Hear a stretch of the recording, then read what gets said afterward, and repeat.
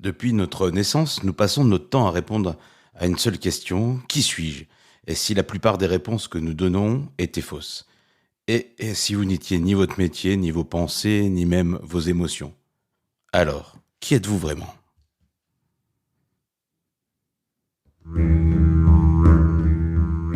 Bienvenue dans les Chroniques du Mage. Je suis Florent Rousset, accompagnant professionnel et personnel depuis plus de 20 ans. Chaque semaine, je vous invite à faire un pas de côté, à prendre de la hauteur et à percevoir autrement ce que vous traversez en explorant d'autres possibles. Je partage avec vous mes perceptions, mes questionnements, mes expériences, des méthodes, des outils, des méditations guidées et des conversations profondes avec des personnes inspirantes. Mon intention, vous aider à retrouver de la clarté, à transformer vos parts d'ombre et à révéler cette lumière intérieure qui peut faire de vous un phare pour les autres. Je vous souhaite une belle écoute de cette chronique du mage.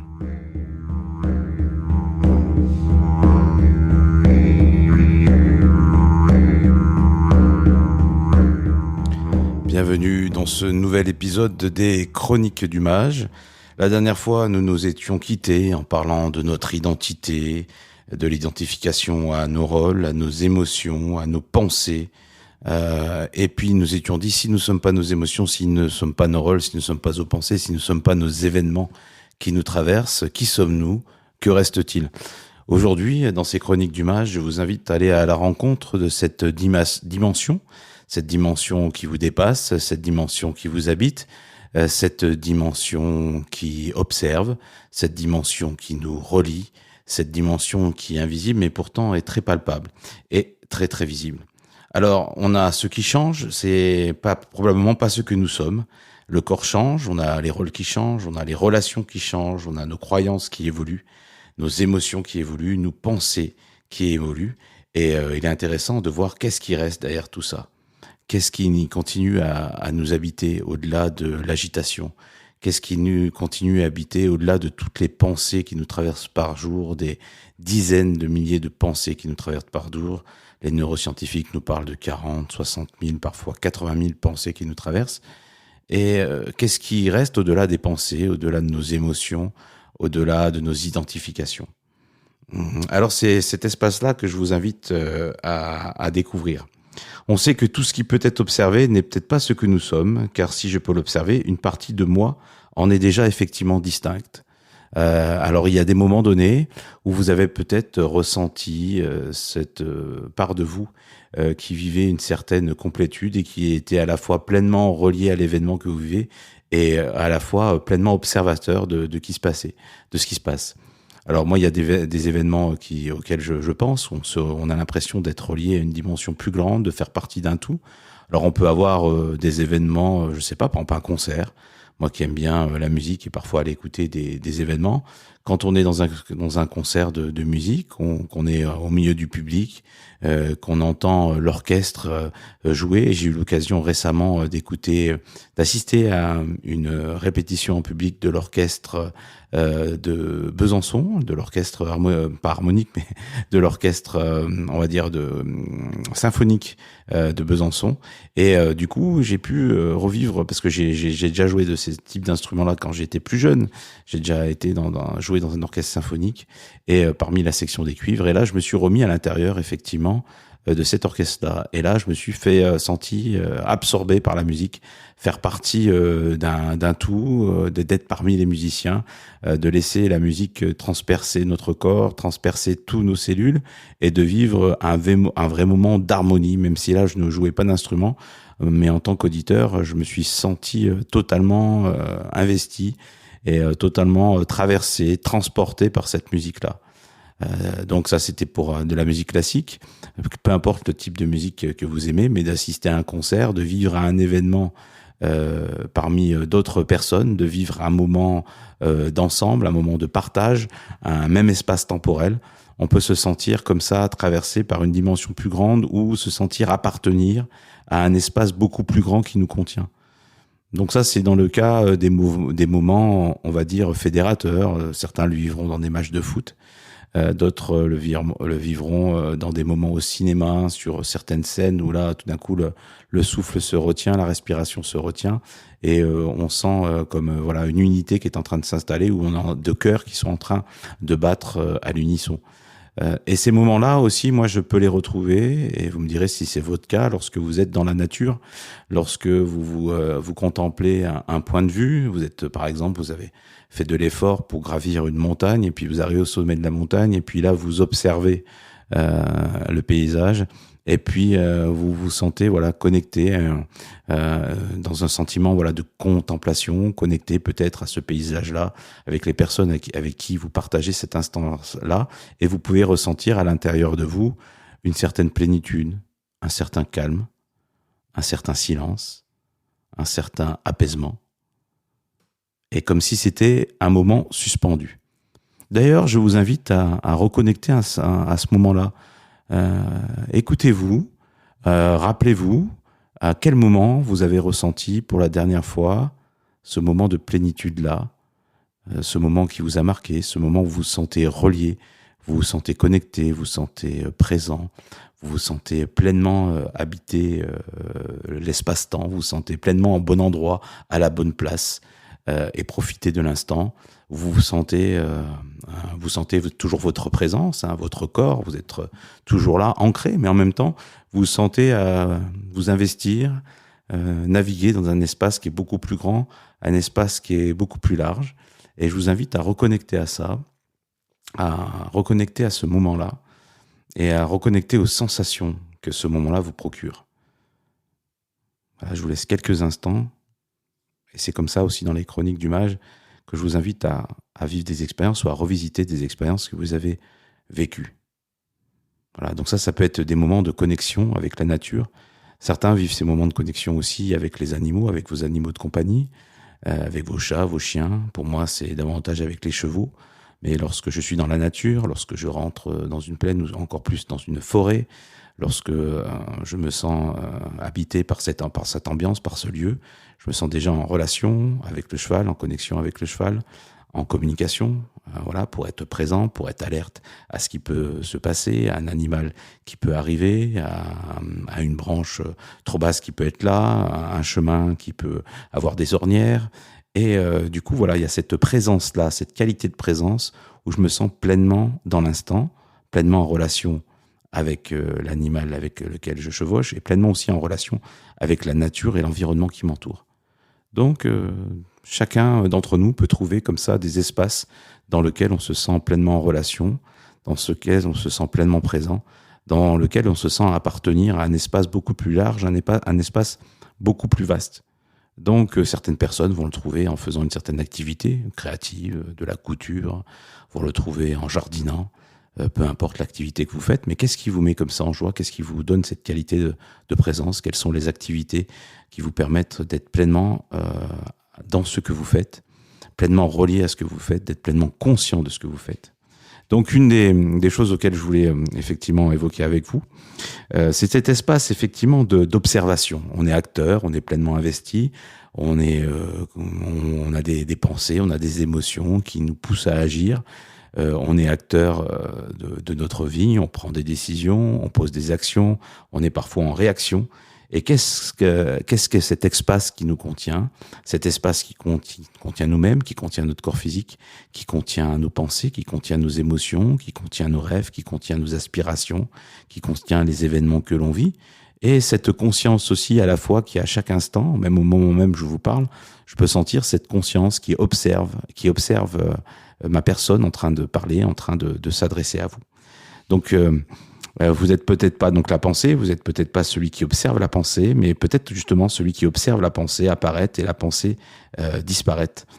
C'est cette fameuse expérience de l'observateur, et on sait et on entend, si vous recherchez un peu dans les sciences, la physique quantique, mais moi je suis pas un spécialiste du sujet, mais dans des sujets qui relatent des expériences de physique quantique, on sait que l'observateur va pouvoir modifier l'expérience, que la manière dont quand on est en train d'observer une particule, elle va modifier la trajectoire. Donc il y a l'intention du sujet, l'observation du sujet qui va venir modifier l'expérience. Et on sait qu'aussi que cette expérience se contient dans un espace beaucoup plus grand.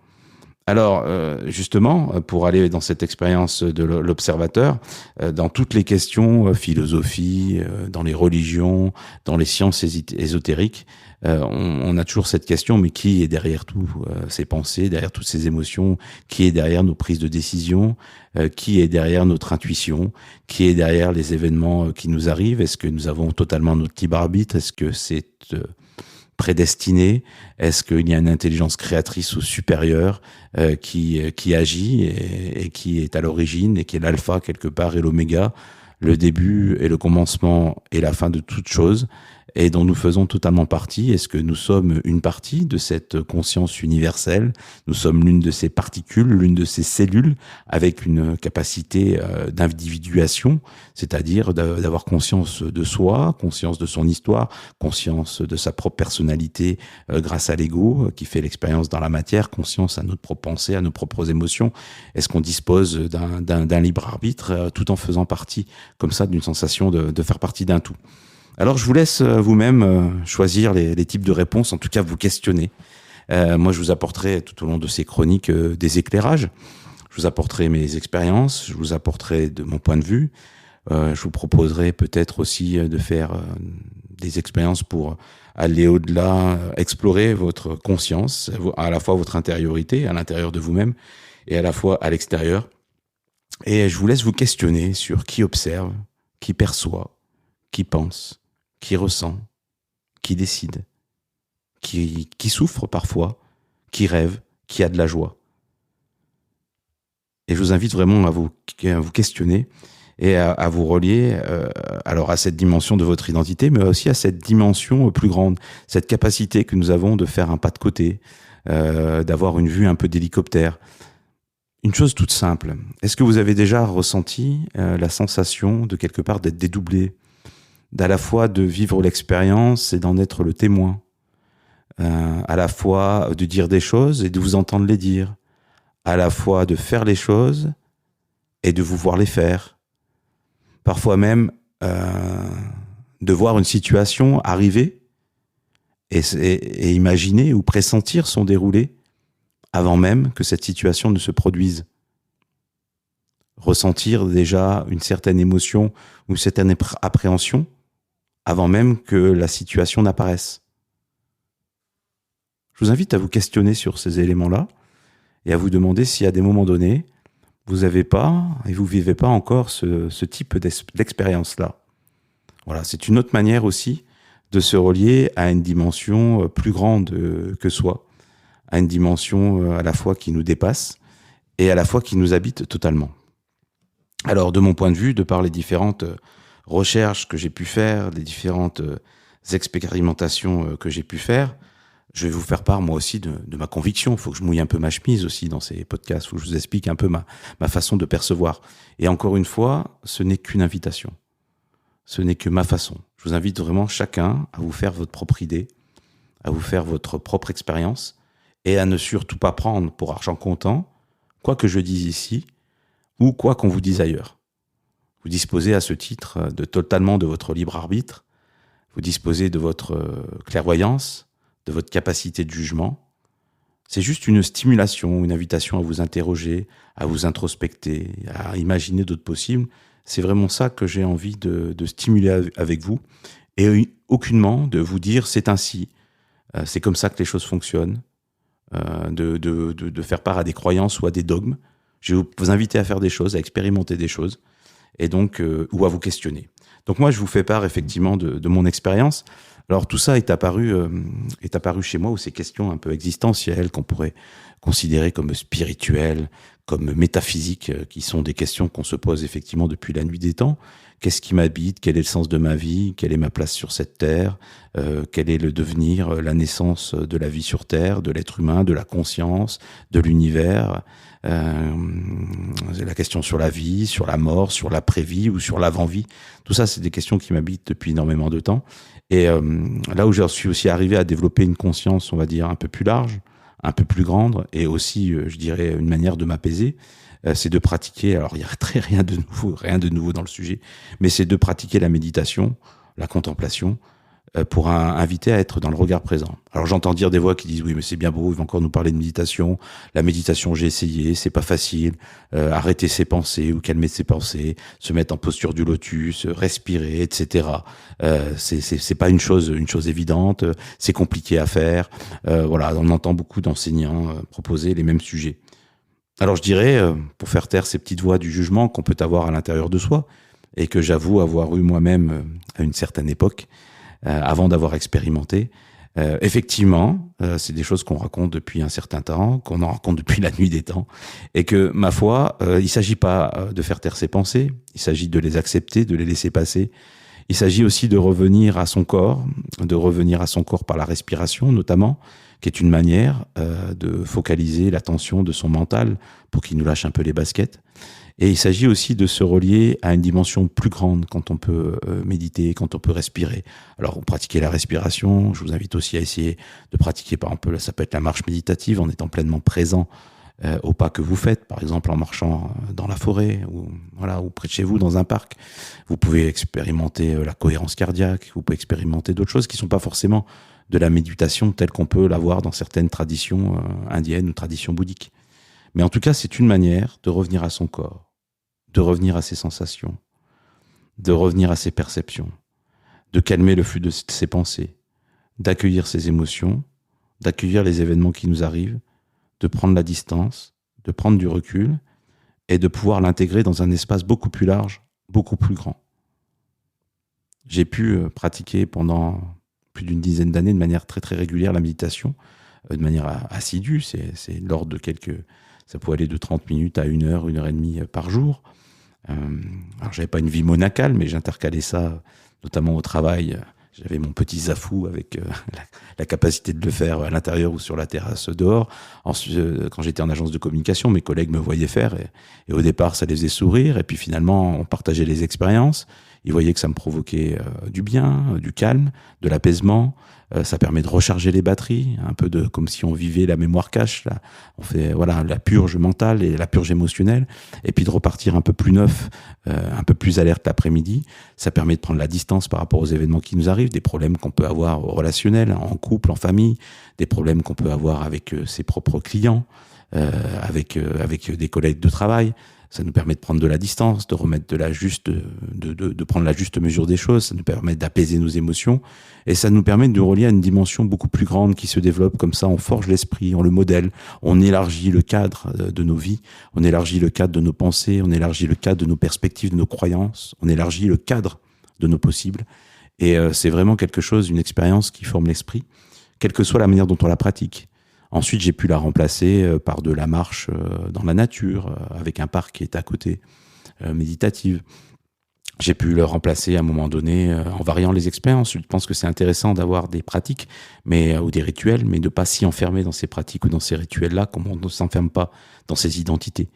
Donc on peut effectivement pratiquer de la méditation, de la respiration, aller marcher, pratiquer du dessin, consacrer un peu de temps de la lecture à un livre inspirant, écouter pourquoi pas un podcast comme les Chroniques du Mage. Enfin voilà, prendre du temps pour soi, du temps de reconnexion, du temps de connexion à une dimension plus large, aller marcher dans la nature, se mettre au contact des animaux, voilà, faire du yoga. Moi je pratique les arts martiaux. Tout ça, c'est des moyens de se connecter à une dimension plus large, de développer l'espace et la conscience de l'espace qui nous habite et de l'espace qui nous contient. Et je pense que ça peut être une invitation, en fait, intéressante pour vous. Et dans les arts martiaux ou dans d'autres traditions, on se pose aussi cette question de la reliance à un espace beaucoup plus grand, un espace qui nous habite. Alors, lorsqu'on se définit à nos rôles, à nos blessures, à nos peurs, on voit qu'on souffre davantage.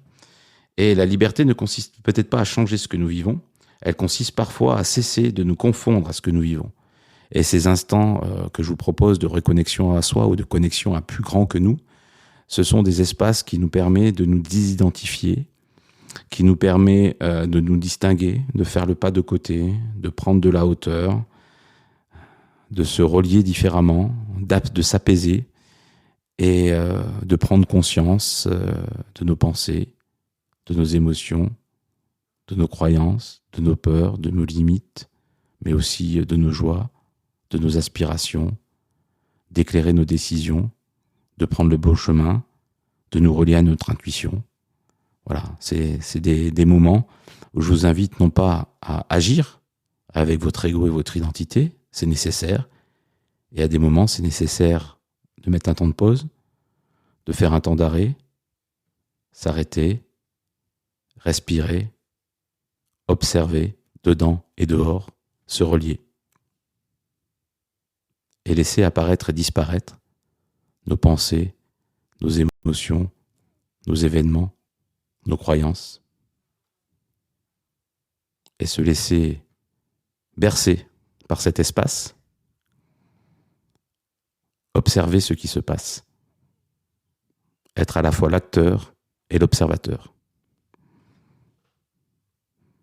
Alors, maintenant que ceci est dit, dans ces chroniques du mage, je vais aussi vous proposer de vivre des expériences différentes.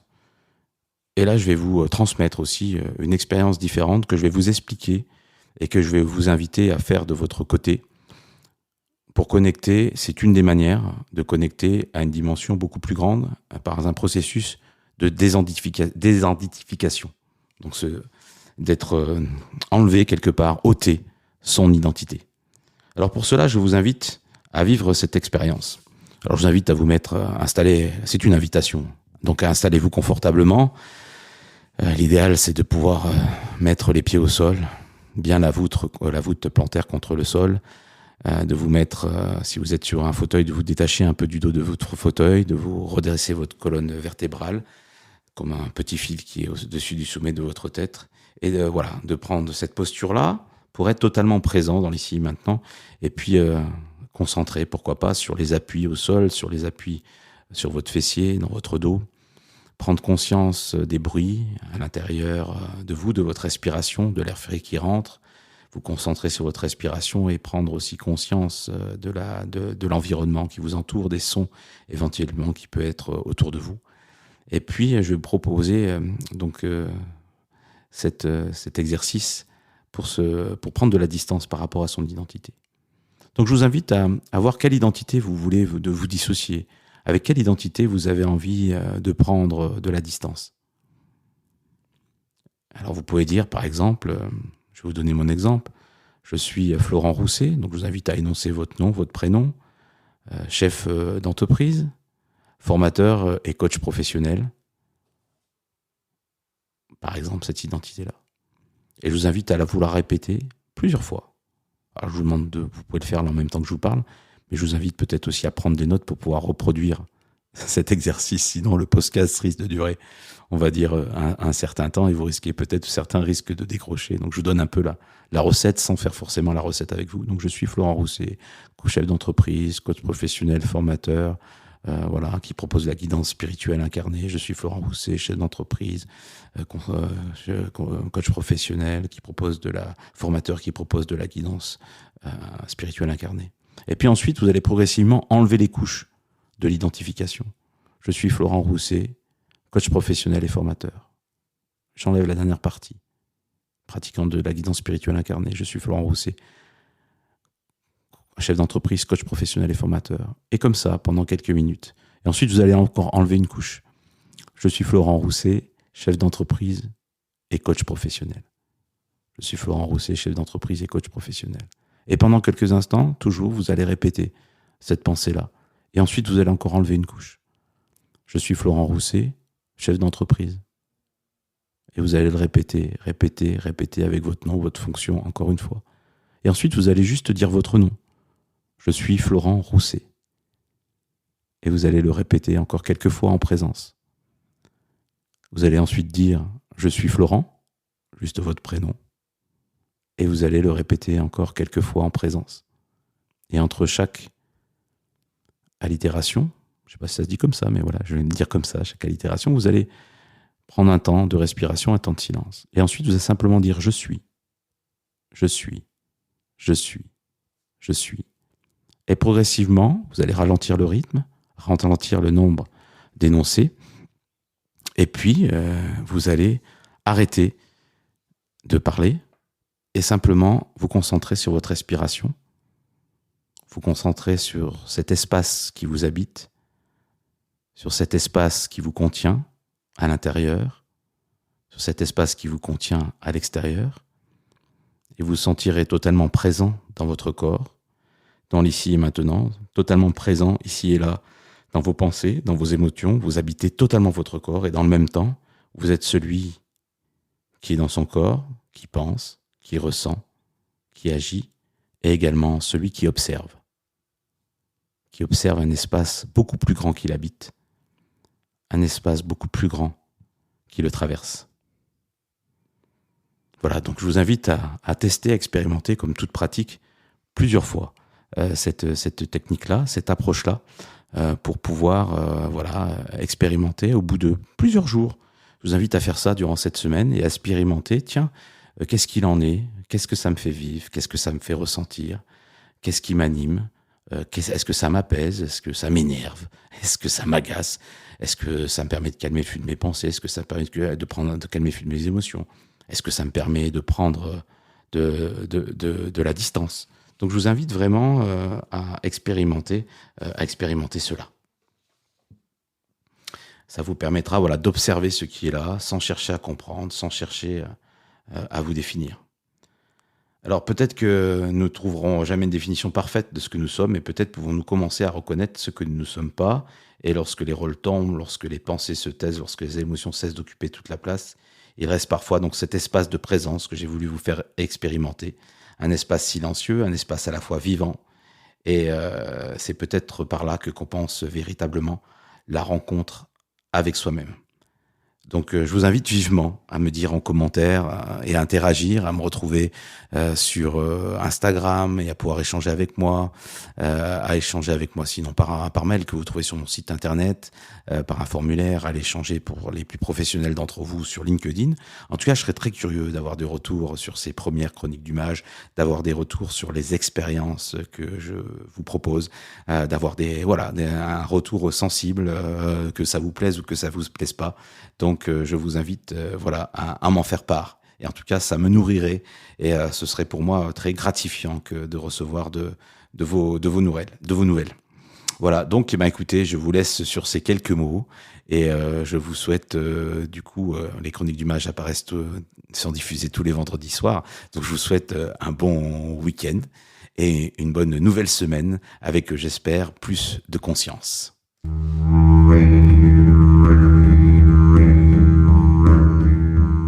Je vous remercie d'avoir écouté cette chronique du mage jusqu'au bout. Si cette chronique vous a parlé, je vous invite à lui mettre 5 étoiles si c'est possible, à vous abonner et à la partager autour de vous. Pour retrouver mes accompagnements et vous abonner à la missive du mage, ma newsletter, rendez-vous sur florentrousset.com. Vous pouvez aussi me rejoindre sur Instagram et LinkedIn avec mon nom, Florent Rousset. Écrivez-moi, je y réponds à tous vos messages. Vos questions et vos partages nourriront les prochaines chroniques du mage. Je vous dis à bientôt.